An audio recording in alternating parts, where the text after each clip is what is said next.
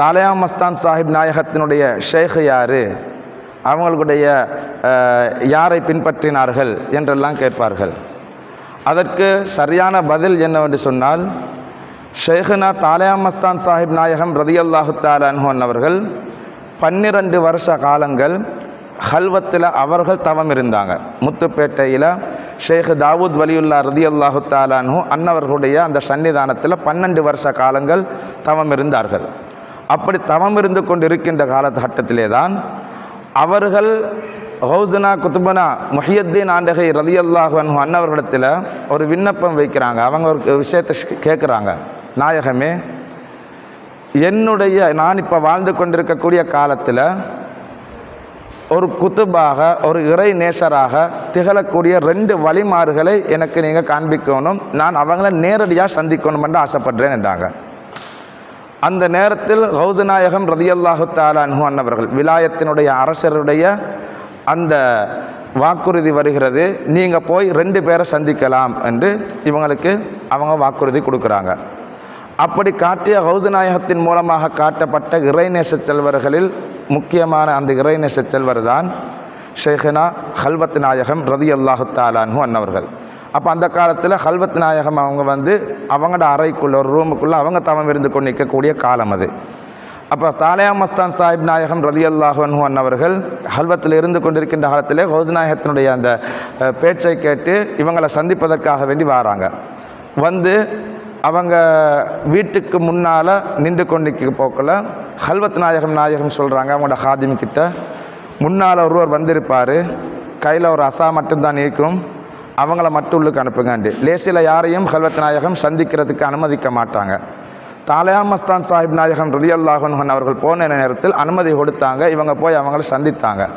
சந்தித்த நேரத்தில் தான் நிறைய விஷயங்களை, ஆத்மீக விஷயங்களை எல்லாம், ஞான விஷயங்களை எல்லாம் தாலியா மஸ்தான் சாஹிப் நாயகம் ரதியல்லாஹு அன்ஹு அன்னவர்களுக்கு ஹல்வத் நாயகம் அவரை சொல்லிக் கொடுத்து, படித்து கொடுத்து, தரீக்கத்துல் இலாஹியா என்று சொல்லக்கூடிய அவர்களுடைய அந்த தரீக்காவை அதற்கு பின்னால் வழிநடத்துவதற்கு தாலியா மஸ்தான் சாஹிப் நாயகம் ரதியல்லாஹு அன்ஹு அன்னவர்களுக்கு அனுமதியும் கொடுத்தாங்க.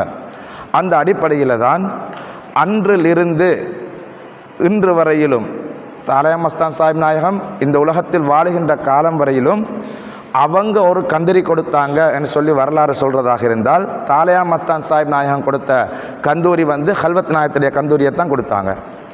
அதை நேரடியாக பார்த்தவர்கள் இன்னும் உயிர் வாழ்ந்து கொண்டிருக்கின்றாங்க. நிறைய பேர்கள் அவங்களுடைய பிள்ளைகளும் இன்னும் வாழ்ந்து கொண்டிருக்கிறாங்க.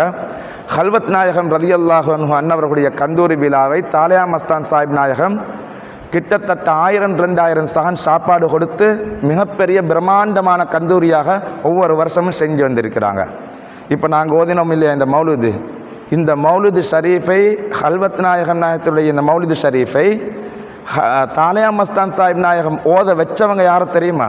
இந்த மஜ்லிஸில் கலந்து கொண்டவங்க. இந்த மஜ்லிஸினுடைய பரக்கத்தை நான் சொல்கிறேன். இதில் கலந்து கொண்டவங்களுக்கு என்னென்ன பரக்கத்துக்கு இது யார் ஓதினாங்கன்றதுக்குரிய அந்த செய்தியை சொல்கிறேன்.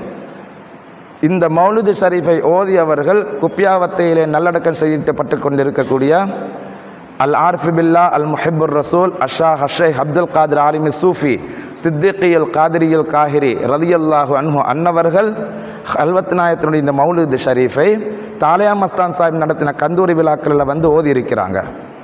அது மட்டும் இல்லாமல் கம்பளையில் நல்லடக்கம் செய்யப்பட்டிருக்கக்கூடிய அரூஸ் மௌலானா ரலியல்லாஹு அன்ஹு அவங்க இந்த மௌலிது ஷரீஃபை அந்த மஜ்லிஸில் உட்கார்ந்து ஓதி இருக்கிறாங்க. மேமன் பள்ளிவாசலில் இமாமாக ஹத்தீபாக இருந்த காமா ஹசரத் அன்னவர்கள் இந்த மௌலிது ஷரீஃபை உட்கார்ந்து தாலியா மஸ்தான் சாஹிப் நடத்தின இந்த ஹல்வத் நாயகத்துடைய இந்த மஜ்லிஸில் உட்கார்ந்து ஓதி இருக்கிறார்கள்.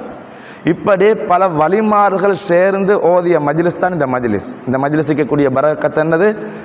பல வழிமார்கள் உட்கார்ந்து இந்த மஜ்லிஸில் ஓதின ஒரு மஜ்லிஸ் தான் தாலியாம் பாவா நாயகன் ரலியல்லாஹு அன்ஹு அவர்கள் நடத்துகின்ற பொழுது அவ்வளோ பிரம்மாண்டமாக அவுலியாக்கள் ரூஹானியத்தோடு அந்த மக்கள் கலந்து கொண்ட இந்த மஜ்லிஸ் தான் இப்பொழுதும் நாங்கள் பாபாவுடைய வஃபாத்துக்கு பின்னாலேயும் ஹல்வத் நாயகத்தினுடைய அந்த கந்தூரி விழாவை பாபா அவர்கள் மனசார நினைத்து, தன்னுடைய ஷேகாக நினைத்து, தனக்கு வழிகாட்டியாக நினைத்து யாருடைய அந்த கந்தூரி விழாவை கொண்டாடினார்களோ அந்த கந்தூரி விழாவை நாங்களும் செய்ய வேண்டும் என்ற அந்த ஆசைப்பாட்டில் தான் இன்றும் நாங்கள் அந்த கந்தூரி விழாவை சிறப்பான முறையிலே செய்து வந்து கொண்டு இருக்கின்றோம். லா இலாஹா இல்லல்லாஹ் லா இலாஹா இல்லல்லாஹ் லா இலாஹா